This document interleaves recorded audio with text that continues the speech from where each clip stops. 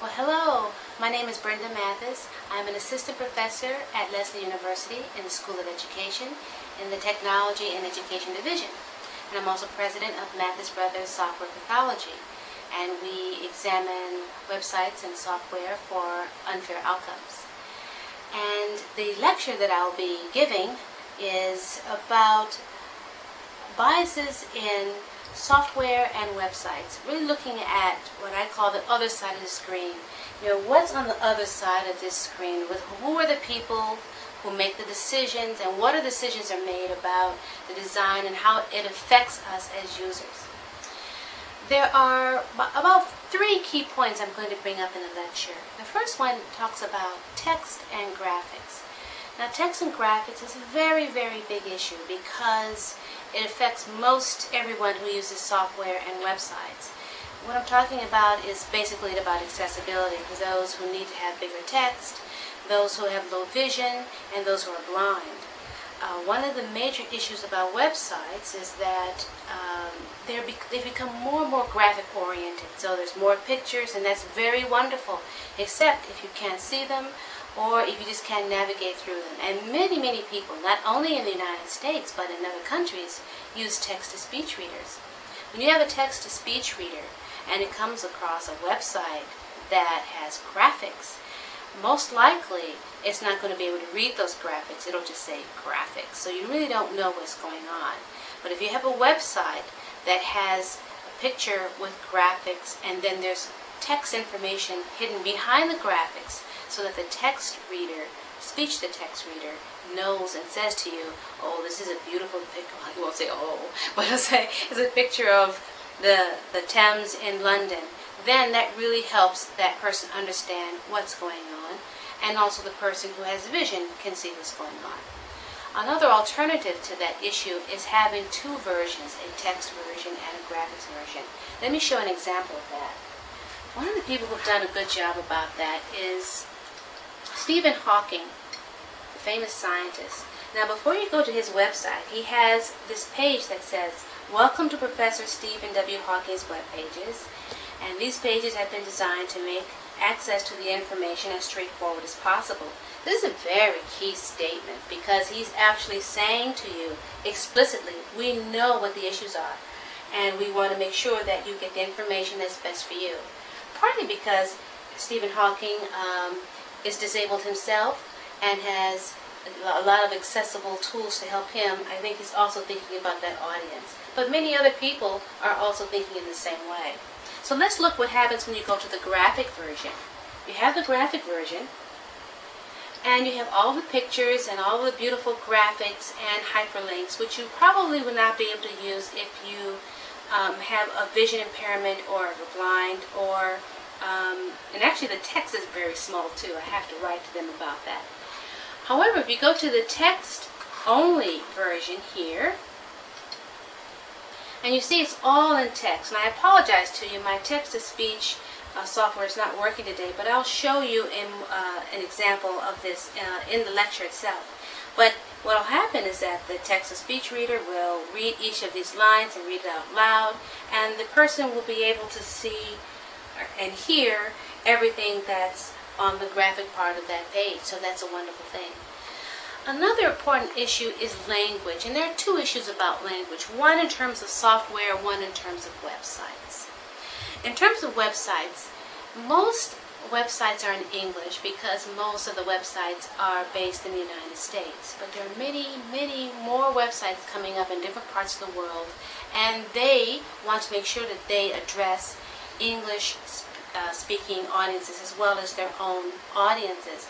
So many websites are now becoming bilingual, trilingual, multilingual. You'll find many websites that have different languages. Most of those websites are not based in the United States.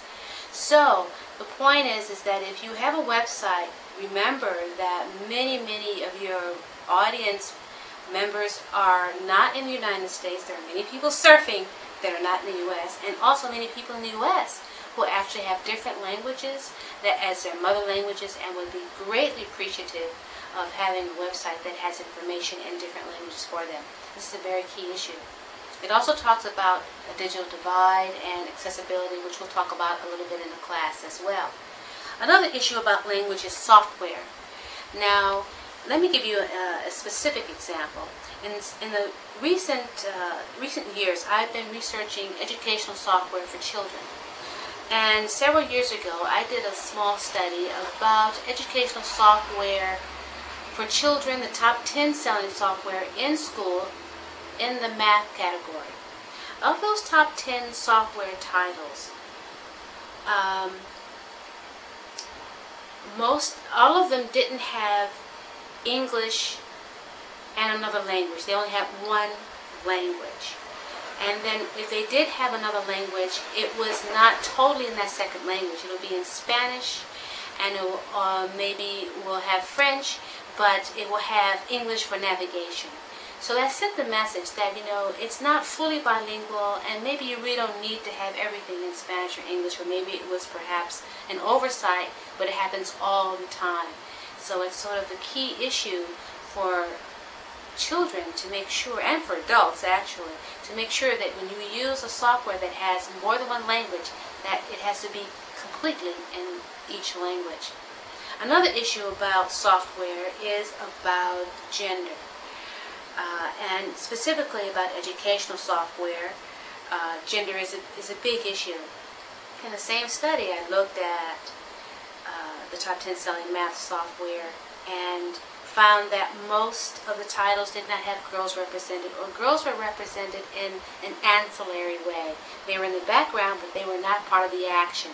They were not speaking. They were just really graphics.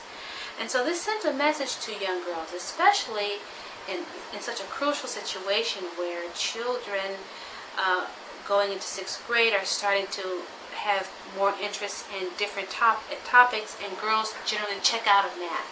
But here you have math software that does not show girls participating in math, and that sends a message. So there's a bias there. There's a bias toward boys or a bias against girls there.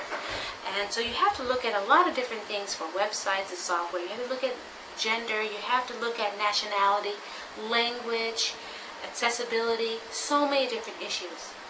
So the question becomes, how do you address all of these issues? How do you know about them?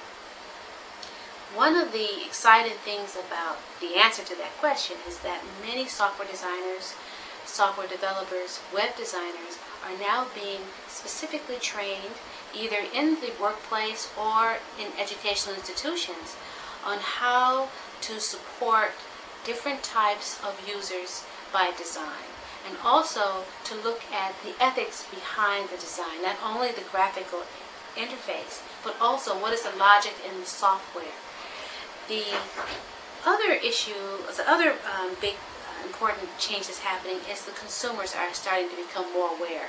Parents and teachers and just general consumers are looking at, what does this software offer me? If I'm speaking Spanish and English, is the software in Spanish and English? If I'm going to use this for my child, are there different types of children being represented? I have several parents who come to me on a regular basis asking me, what software is out there that will be fun for my child, but also is not biased toward just having, just kids of one nationality represented. I want my child to be of the world in real life, and I want them to be of the world when they use the software. What's out there? So people are becoming more and more aware of this, and we're going to talk about this and other issues in the class, and I look forward to having a conversation with you. I'll see you then.